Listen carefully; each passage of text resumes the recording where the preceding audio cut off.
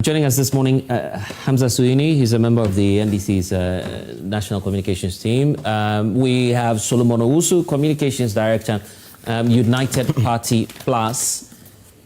Where's it? NDC. Hey. 3 or 2. It's scandalous.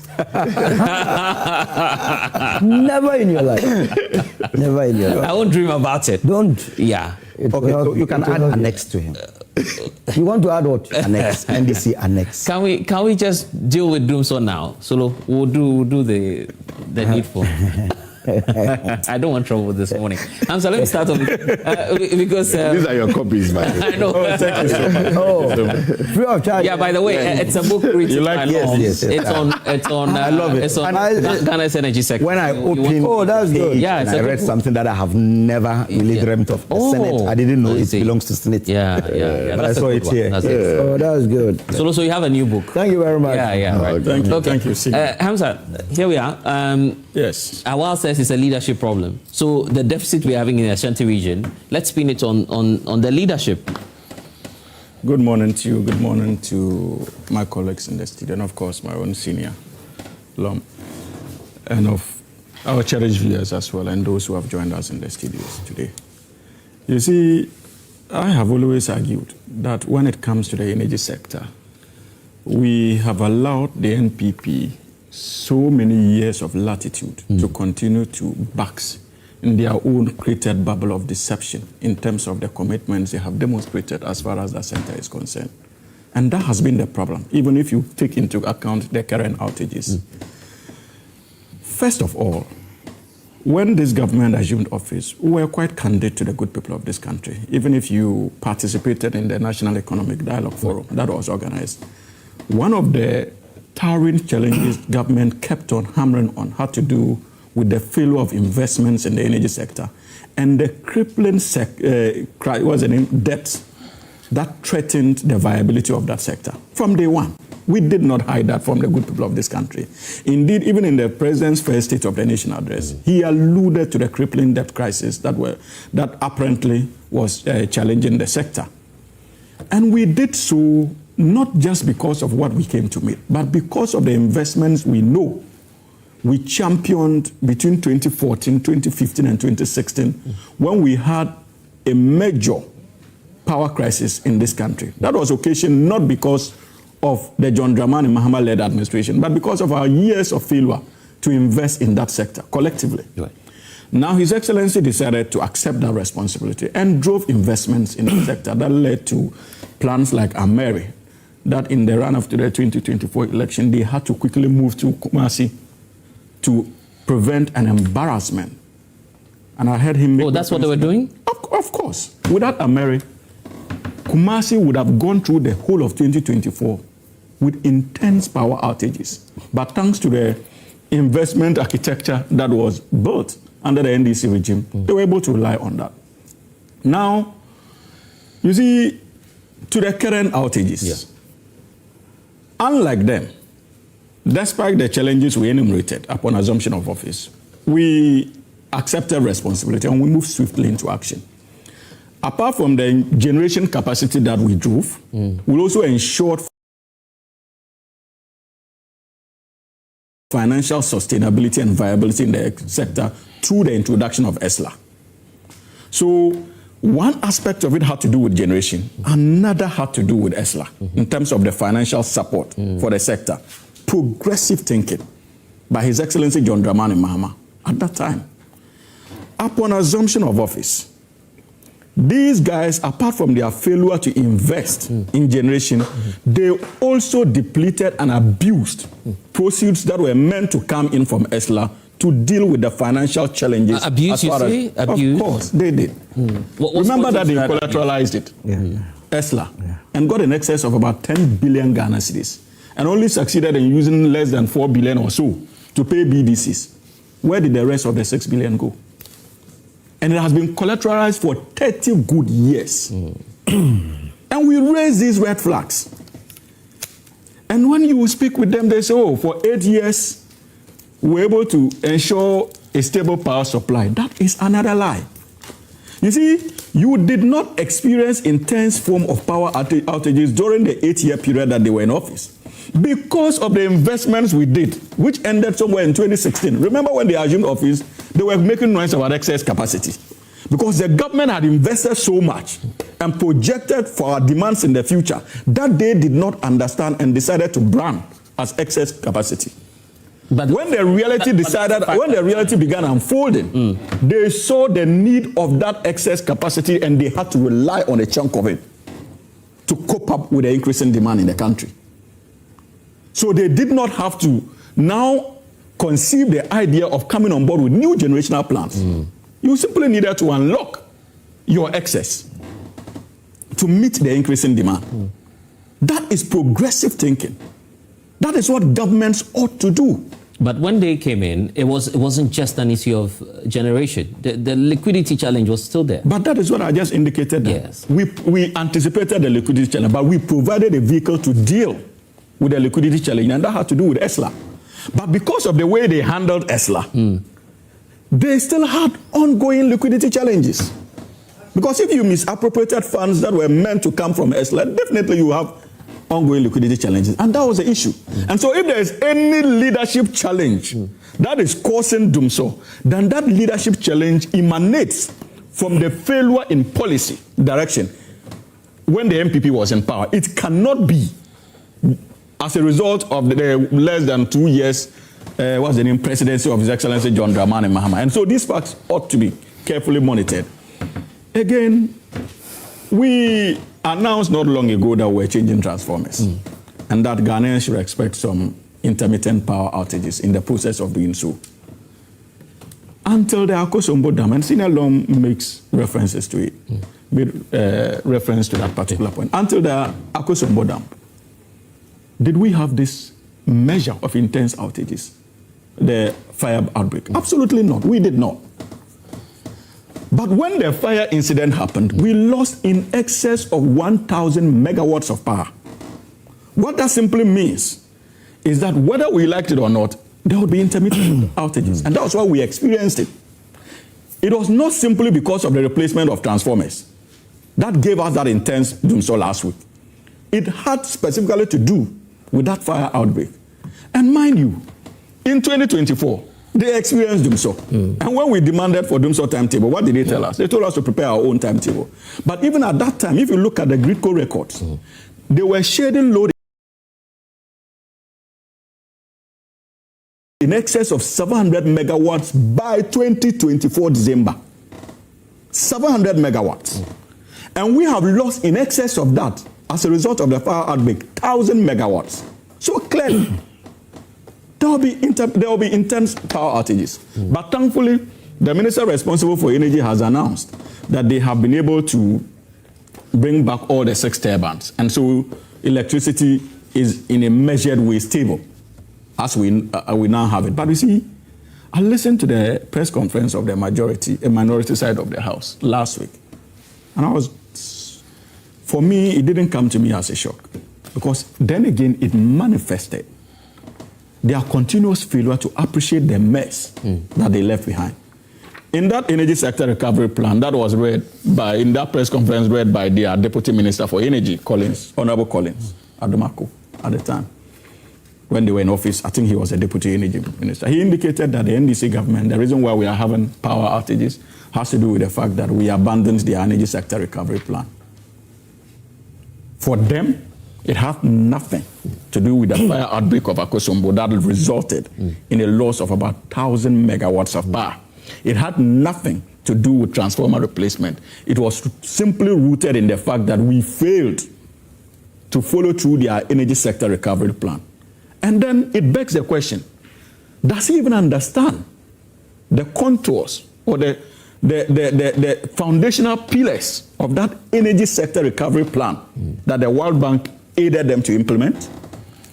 Because it revolves around four fundamental themes. One had to do with renegotiation of the IPPs. Upon assumption of office, this government, the first move we made was simply to renegotiate IPPs. And as a result of that renegotiation, we saved the country in excess of $250 million. Compliant with their so-called energy sector recovery plan. The second thematic area of that recovery plan had to do with revenue mobilization. And again, my senior made references to it. We fully implemented the cash waterfall mechanism that moved the annual revenue in terms of power generation revenues of ECG from about 90 billion to 1.67 billion, about 90% increment for 2025. 900 billion to 1.6. Thank you for the correction. Because of our full compliance, and that is the second plank of the energy sector recovery plan. In terms of technical losses, we even brought in new meters. Remember, they sat on these shoes and described it as Usain Bolt meters because they were running fast. Yeah, Awal was the one who described it as Usain Bolt. Precisely. yet, and this was strictly in compliance. This was strictly in compliance with their energy sector recovery plan. I see. And the IMF agreement they reached. The agreement they reached with the International Monetary Fund in terms of sustainability as far as the energy sector is concerned. They sat on platforms of this nature. So oblivious. This is not about leadership. No. It is basically not about leadership. You cannot say that the problem we are having in the sector has to do with the NDC's leadership. Absolutely not. Indeed, it is the NDC's leadership that is actually providing solutions to the mess that we inherited. And so for me, when I listen to the NPP speak on these issues, and mind you, even the final point has to do with what we call the renegotiation of, the reprofiling of our debts, the legacy debts, which is the fourth plank. We have been able to renegotiate that. Now the debts, the legacy debts, we have reprofiled it. Instead of it ending somewhere in 2024, it now goes into 2028. Right. Because of our commitment to that energy sector recovery plan. So when you listen to them, they can be forgiven to make all the noise because for many of our compatriots out there, the energy sector appears a bit complex. And so the NPP can be forgiven to get away with all the lies and deception that they throw in the fold. But the good thing is that we have a very committed government and a party that is committed to ensuring that we continue to provide education to the Ghanaian people, especially when it comes to such vexed areas of energy. And finally, my brother, you see, for us, the preoccupation is how to ensure a sustainable power supply. We've done it before. Okay. And we will not be distracted by the noise of the NPP. We appreciate the cost implications on businesses when there are outages. We appreciate the implications on the health sector. We appreciate the implications of that even on the transport sector. And not just that, even government revenue. And that is the reason why this government will be committed to it. But in doing so, the MPP must do the most honorable thing of just keeping quiet, knowing the mess that they subject the sector. There's a conversation on the 500 million cedis debt that the minority is talking about. Probably in the next round I'd ask you about it. But so let me pick your initial thoughts on the concern. I mean, you are a businessman as well. Have you been impacted by this recent outages? Obviously, you were impacted. Let me greet you and greet brothers. Long thanks for the wonderful book. Yes. The packaging is very good. Yes. Our Ghana Energy Law and Policy. Yeah. I think it has to be recommended for every Minister of Energy so that you are well versed in this matter. And to our cherished university graduates who are suffering under the able leadership of baby boomers, those that went to university free of charge, but they are charging you. You must ask them questions. So, but you went to university for free too, is it? I didn't even, I paid. Okay, you paid. It was during our time that they started, we started Bobo struggle, you know. How did I do so? So you didn't take milk? No. Because Akufo Addo and Bawumia, they enjoy free. You didn't have Mahama.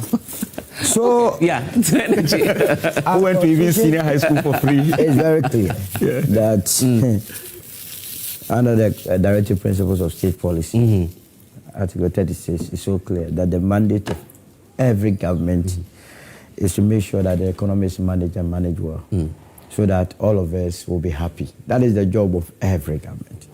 The government is to make you happy. Exactly. And this is really so, because as I've been saying, if you go to Genesis 1:3, right there, the Creator said, "Let there be light." And indeed, there was light. So if you come into government and decide to turn that Genesis 1:3 to 3:1 and say, let there be darkness and there is darkness. We want to fight against the creator of this world. And that is why people take the issue of Dumsor very serious. And you remember, I have been an ardent supporter of that 1 cedi levy that they imposed. Yes, in fact, you were defending it. I defended it because the effect or the impact of Dumsor can never be compensated by anything. So I said the government was right in 2025 in introducing that levy to the extent that they will be using the proceeds of that levy to do what they promised the people of this country. You know, in 2025, the Dumsor rate is small, and that's what they brought in the 1 cedi. And once they brought it, it stabilized the system. So I was happy. And it's the reason why recently, when world market prices of oil was also going up, I insisted that I would never advise President Mahama to take off that levy.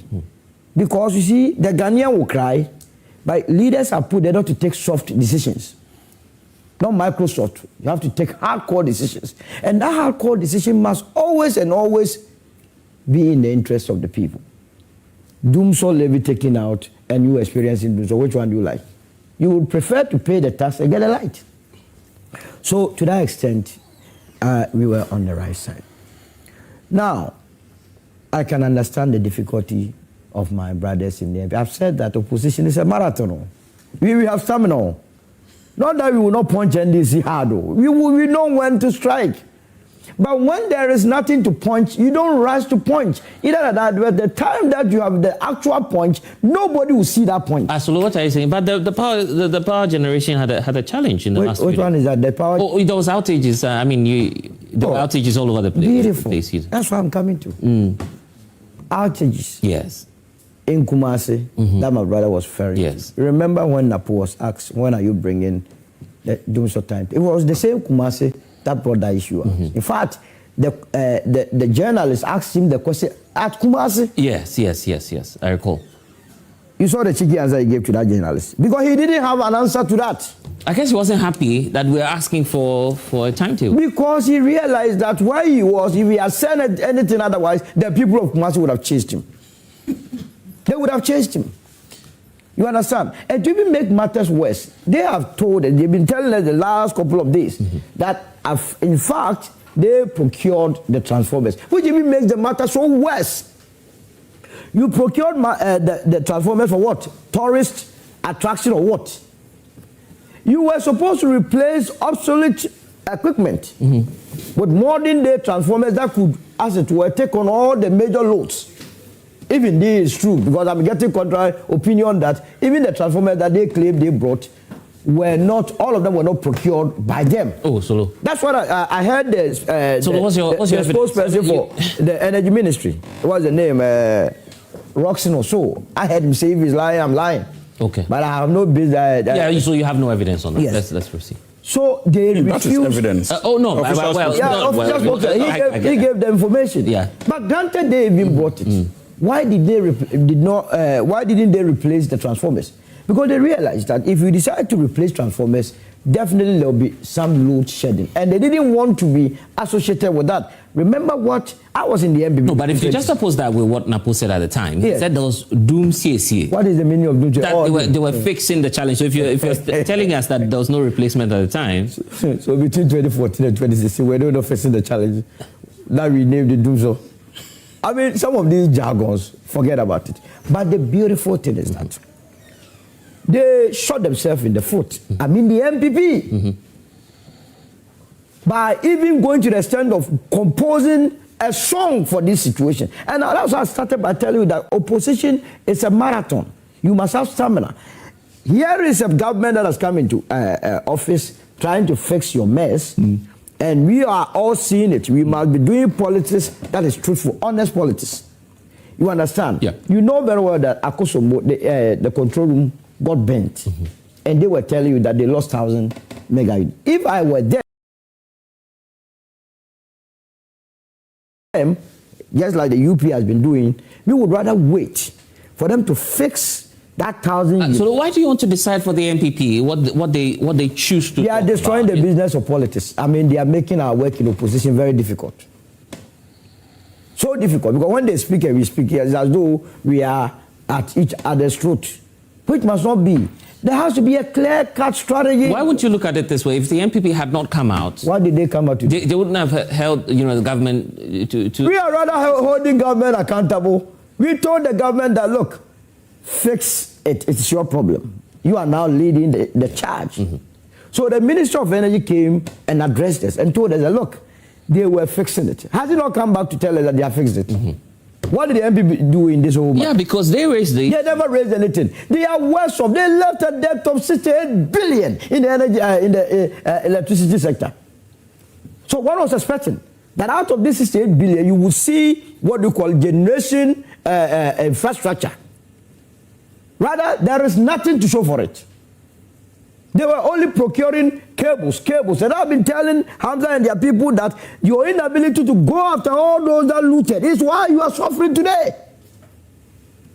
You feel the sabotage in the system? Oh, I mean, they just created the looted. But these people must go after those that did. I remember, PricewaterhouseCoopers carried out an auditor report on ECG in 2024 when they were suppressing income generation.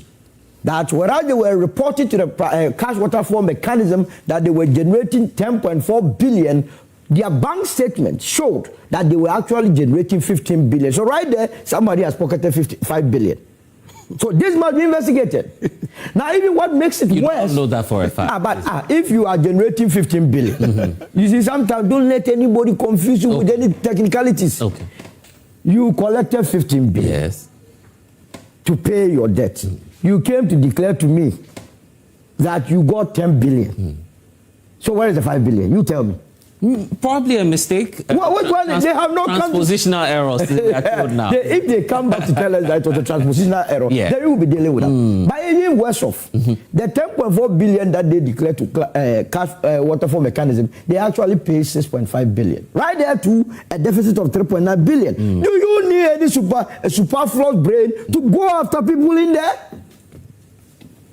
They are all Boakye Agyarko in Parliament. You mean the minority leader now? Yes, the minority. He told us that, look, cable stealing is the commonest thing that you could find at ECG. I think you said that? You didn't hear him? No, I didn't hear him. In Parliament? My goodness. That stealing was the easiest? Oh, so, you know when we were complaining about the missing containers? Yeah. Mr. Speaker, it's the commonest and the easiest thing. No, I thought he was trying to demonstrate how over the years that including his son. So we are all so right there should have been a commission of inquiry for him to explain. To account and to prove. Absolutely. Okay, right. But we did not do that. You understand? So when you have such political party that has created a mess in the sector, come to us and tell us that, look, these people are supposed to do what is right. It sometimes baffles our mind. What we have to do as a country, first of all, this administration, they have declared a 24-hour economy. Yeah. You cannot achieve that without power. You understand? So therefore, we don't need anybody to advise them to increase our generational capacity and also upgrade existing infrastructure. There has to also be a correlation between our development and our energy needs. In Accra here, you go to Kaswa, and even East Legon Hills area, the way developments have sprung up. I asked myself whether the country planning, before they issue any permit to anyone want to build, they do that in close collaboration with the Electricity Company of Ghana. Because if the Electricity Company of Ghana knows that in this area, the sort of buildings that are coming up, it will increase, they would then make adequate preparation. In fact, our building permit, there has to be a fee on it that would also go to ECG to be buying adequate transformers to take care of an area. Same with the Ghana Water Company. But there is that disconnect. That disconnect. All right, but that's your area, I believe. But let's tie that into the issue about the debt, because that's what I want to find out from all of you. The minority is now making claims on, is it 500 million? Yeah. 500 million. Where's that debt coming from? Does it even exist in the first place? And the specific debt, I'm not sure. Which one is the 500 million? IPPs. Yes, and then 200 million. That debt is much bigger than that. But as I said, if you look at historically, I think they're trying to tie that to this government, that just upon coming into office alone. I think 500 to the IPPs, 200 to the... They're saying it's a fresh... That cannot be. That's their claim. No. Well, so the minority in parliament. Well, I haven't heard specifically what the 500 million is in reference to, so I'm not sure that's what it is. But as I think I alluded to earlier on, the energy sector has legacy debt, which has existed for years. I mean, we've got... But this one that they are talking about, they claim it's fresh. They're tying that to government. I don't know where that... we just played the tape. We can get that for you again. But that's the claim they are making now. And then I'm sure maybe Awal has... maybe he has more. Awal, you have the figure? Yes, it's to the IPPs. Okay, so where is that figure coming from? The IPPs have supplied, and they are supposed to. The government is supposed to pay. Right. So that's his explanation. For that. So is it? Where is the source of that figure? Where is it coming from? Are you shocked? Are you shocked? No, but you have to ask where the source of. Okay. Which one is the right? So as to whether there's a $500 million debt that has accrued fresh. In other words, from 7 January 2025 up to today, I cannot confirm that figure. You doubt the range, if it like 500, they say. Well, but let me tie it in this way. Right. First of all, we already had, or we've discussed, I'm sure, variously about the collections, and I mentioned the fact that the reason why or at least one of the reasons why we have a significant financial challenge in the sector is because collections don't match up to. And I tied it to the fact that presently the cash waterfall mechanism is delivering better in terms of paying to the stakeholders. Right. But there's still a challenge. The challenge is that, and I'm sure you know this, about 25% of power that is generated, which is ultimately supplied, is lost. Right. That is the losses that come in the system. And in that losses, we are talking about 10% for technical and 15% for non-technical, which we call commercial losses, which in plain language is theft or some form of diversion. So what it means is that if you generate 100 cedis worth of electricity, you're losing 25 cedis. You only be left with 75.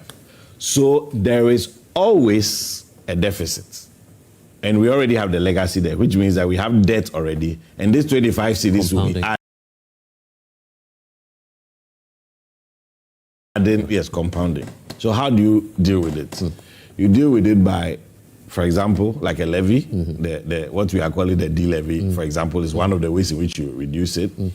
You have IPPs that have signed contracts with ECG and various off-takers. The terms can be renegotiated to make them better, which last year there was renegotiation of power purchase agreements to make them better in terms of terms, payment. So that is one of the ways. Apart from that, also, obviously, you need to fix the losses issue so that you reduce the 25 to 20, 15. Hopefully, you can get to maybe 5%, because as for the technical, there's no way you can avoid it 100% and so on. So for so long as the energy sector is the way it is, and then of course I've also talked about the cash waterfall mechanism, which is if you are paying them proportionally, it still means there will be a gap because the collection is not 100%.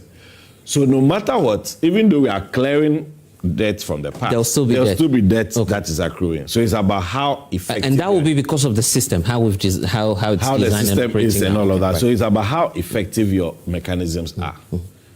And I mentioned, for example, in the last budget, in terms of reduction of payment of the legacy debt, a significant portion, or at least what was done last year was a more significant reduction of the debt than previously. That's one.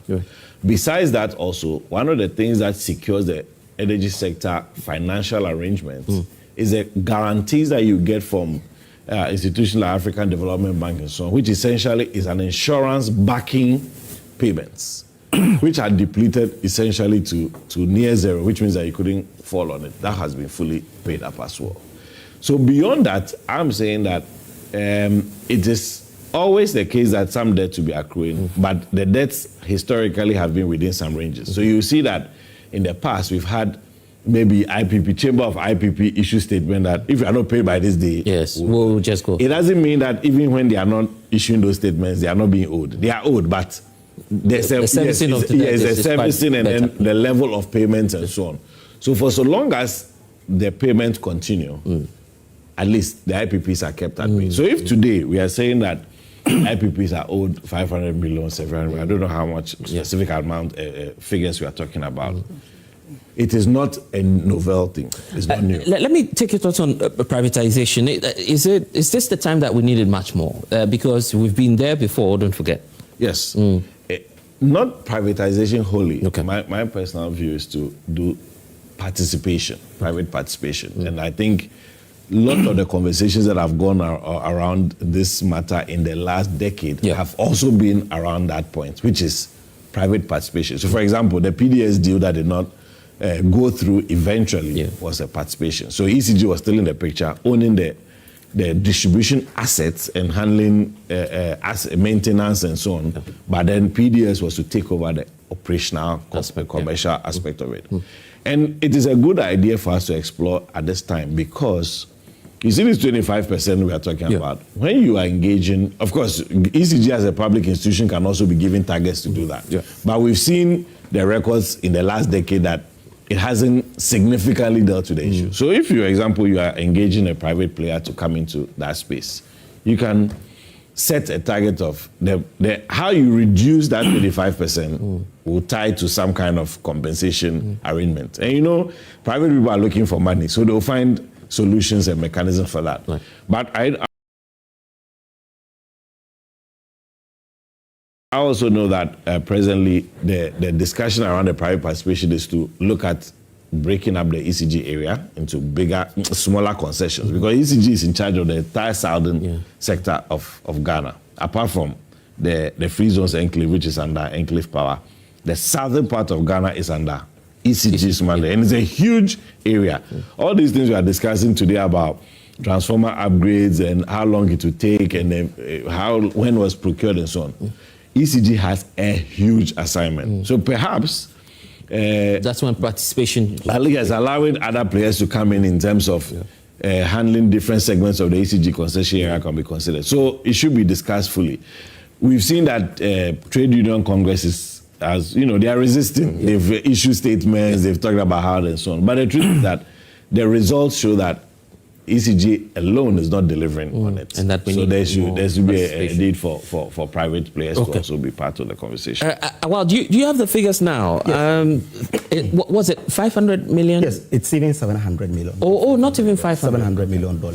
And you see... What's the source? I mean, can we probe the figures? So in January, yes, Joy News reported, before even January, we heard what they said, that they had cleared all the IPP debt that they have. Who said that? Who said the finance minister. No, I'm just asking. Last year. Who said that? In December. Last year.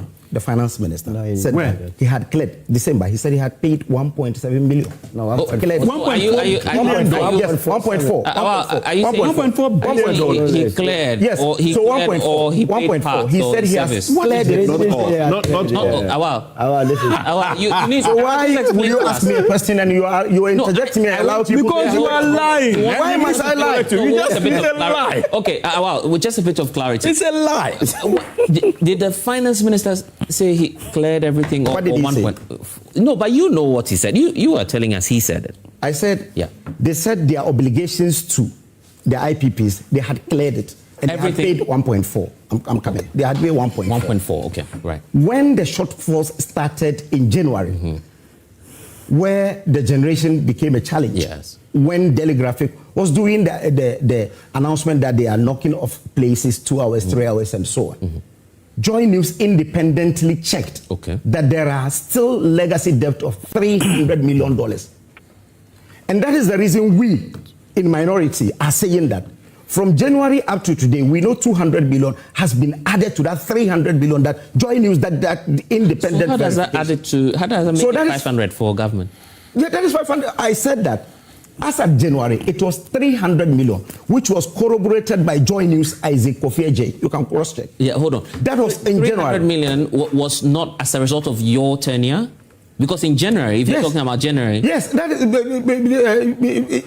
It was... Because if you're talking about January... I see it's become a stammerer by force. Is it? Can you clarify? It has become a stammerer. Clarify that. The reason is that the host is not allowing me to flow. No, I just want to... No, the reason the host will not allow me to flow. How do I... I'll give you the Hold time. on. But I just want to understand what I'm you're saying that. Yes. January, which time? As at January... About 6th or 7th of January. Okay. I don't know the check. 2026? 2026. Oh, this year. This year, January 2026. So we can check. You can check. Okay. January 2026. Joinees reported that indeed there are outstanding debt with the IPPs, which is around 300 million. And we're telling you that between January and today, it has even accumulated to 500 million to IPPs alone and 200 million to the suppliers of fuel. And it's the reason we have written an RTI report to request for this thing. For what? And that was what they said. What were you asking? For the information that indeed they should tell us the debt that is there for the IPPs to be cleared and the fuel suppliers. So we did a press conference. You wrote the RTI asking for updates on the debt. Yet you believe at the same time that it's 500 million. Our checks and everything to point to the fact that indeed it is 500 million. And I told you that from the trajectory of even an independent media house saying that there was a 300 million as of January.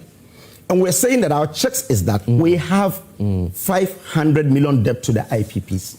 But the RTI is not about debt. It's about the one Ghana it's about the one city. That's why I'm asking you the question. I am saying that the if you have watched the D-levy. It is not. It is not. The RTI by the deputy chief whip is on the 1 cedi Dumso levy. Yes. No. So there is an ITI by our energy members of the energy committee, which the MP for Overlook is spearheaded.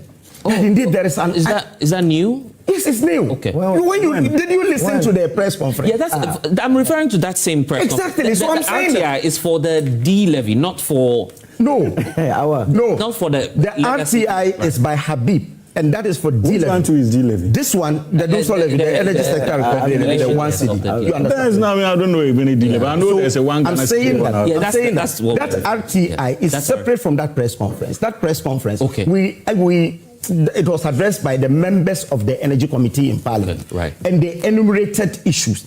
And under it, that they said that data available to us suggest that there is a 500 million debt with the IPPs and 200 million with fuel suppliers. Okay, let me just. And we will be happy that indeed the government comes to clear to tell us that indeed this is not true.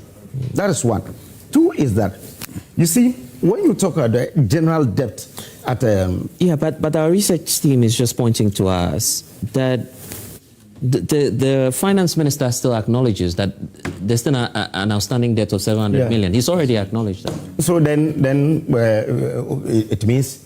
No, but you said here that he told us he has cleared all the debt. So what I'm saying is that he said he has cleared debt as at December. You understand? It was December that he said he has cleared the debt, and he said 1.4 billion. And I'm saying that we are saying that the debt is not only to IPP. Yeah, but this is coming from my journal. I'm saying that the entire debt is not for only IPP. The 1.4 that he cleared was not for IPP. I get that. There are other debts that they are supposed to clear. The energy sector debt is not only for IPPs. It's not only just the IPPs that you pay the energy. Awal, so if we should believe your figure, no, and Awal, come down when I ask the questions, okay? I'm just asking questions so that you. Don't allow Awal to gaslight you with this. Using the match and pretend as though something. At least it's not a baby boomer. Just allow it. What are we talking about here? No. Hamza has raised a lot of issues. Yeah, I want to even address those. You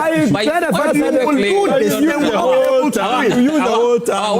Being a stammerer. When you make it. That's the whole problem. You use the whole time. Because he's interjecting me. No, because you don't know what you're talking about.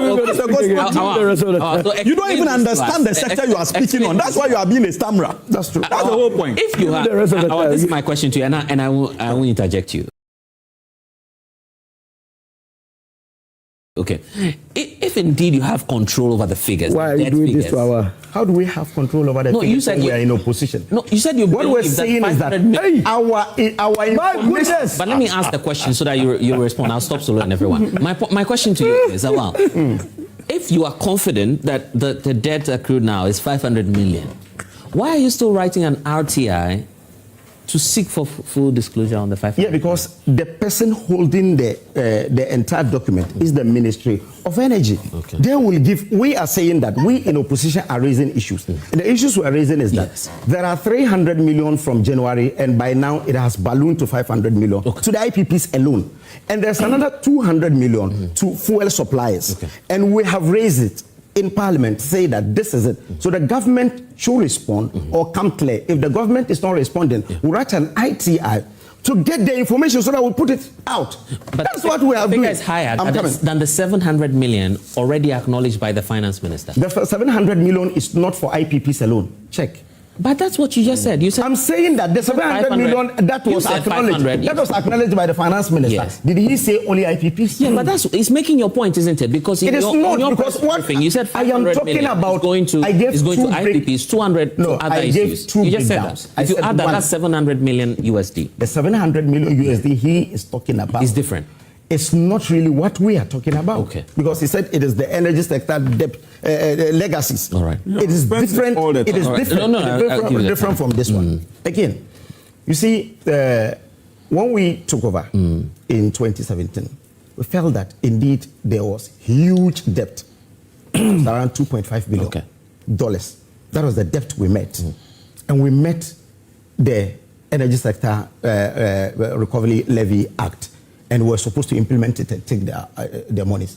At that time, looking at the amount of money accrued, 2.1 billion, we will have to really get money to pay VRA and others so that we'll be able to really get the lights on. And that was the reason we had to collateralize the ESLA so that we can take that money to knock off and be able to really keep the lights stable. That was what we did. And again, you see, when we came, we met excess capacity that he talked about. That is true. You signed a take or pay agreement that every year we're paying over $500 million to capacities that were not generated within use. I thought John Amewu had said he was doing away with the take or pay agreements. And that how do you take away with how do you do away with all the take away? You can't do that. It's an agreement that we made. But this was during your. I'm saying that he didn't say that. He said we were trying to renegotiate. That's those what who he had said, not started, because those who had not started will do away with those who had not started. Right. But those who had started, you can't do anything about it. That was the reason we had to do Amandi and other power plants for them to continue so that they will be able to bring it on. Every year at that time, we were paying $500 million to really idle plants that we were not using. Car power alone, we gave them over $300 million. But Awal, you recall that you made an attempt. In fact, a delegation was sent to Dubai, I recall. Yes. To renegotiate. Yes. And you came. That's not. No, I know, but I'm talking about the take or pay you had challenges with during your tenure. You recall you returned from Dubai with. This is not really take or pay. This is a Mary.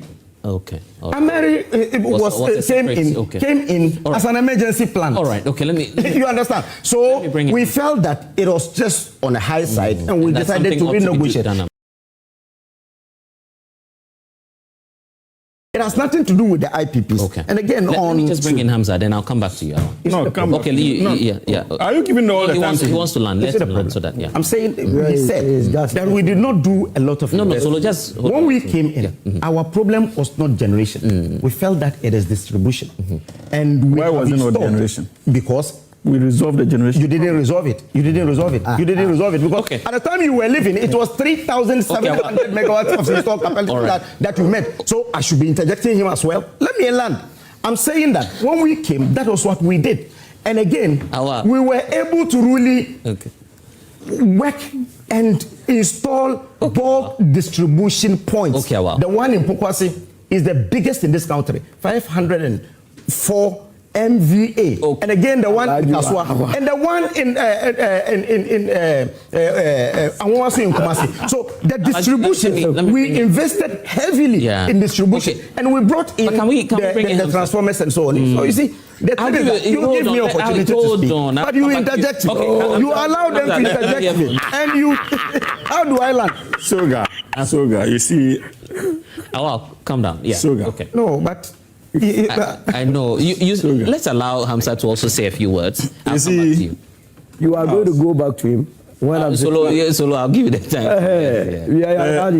The interesting thing is that around this table, I'm sure that those who are monitoring us knows the political party that has a handle when it comes to our energy sector crisis, and the political party that clearly, as manifested even by one of their lead communicators in the studios, seem not to have an appreciation of that sector. So even if you do not have an appreciation of that sector, resolving challenges in that sector would be quite obvious, because you would not be able to resolve these challenges. And that is what has been manifested around this table. First of all, the minister responsible for energy indicated that as at last year, 2025, we had paid in excess of $1.4 billion to the energy sector debts, as far as the debts are concerned. These are the facts. It was not stated anywhere that we had been able to retire all the debts in 1 year. Clearly. That is why my brother was being a stammerer. Yeah, but he says that the finance minister had cleared. No, but you just indicated that even the finance minister and even their own press conference held by the minority, they are not claiming that the finance minister had indicated that he had cleared all. Awal is saying that. It is Awal who is projecting these lies. And that's the point I'm making. It's an obvious lie. No. That's one. Two, you need to appreciate the constraints within which even government found money to do so. We have done so at a time that we're even still locked out of the international capital markets because of the reckless management of the economy by then. Government had to look within, had to cut excess expenditure, fine-tune government expenditure to be able to retire these debts in a matter of 1 year. When they were faced with a similar challenge in 2017, they had to rely on loans through the collateralization of ESLA to raise 10 billion. Yeah, but he just justified that to you. Please. They had to rely on, what's the name? ESLA, that John Dramani Mahama created as a foresight solution to our energy sector challenges. For 30 years, to be able to raise 10 billion. We have not gone to any international capital markets. We were able to raise that $1.4 billion internally in a matter of a year. Prudent management of the economy, even reflecting in the way we are dealing with the cost as far as the energy sector is concerned. But if you build up one... Thanks for watching. Like and share the video. You can also drop your comment. Please don't forget to subscribe. Click on the bell to turn on the notification.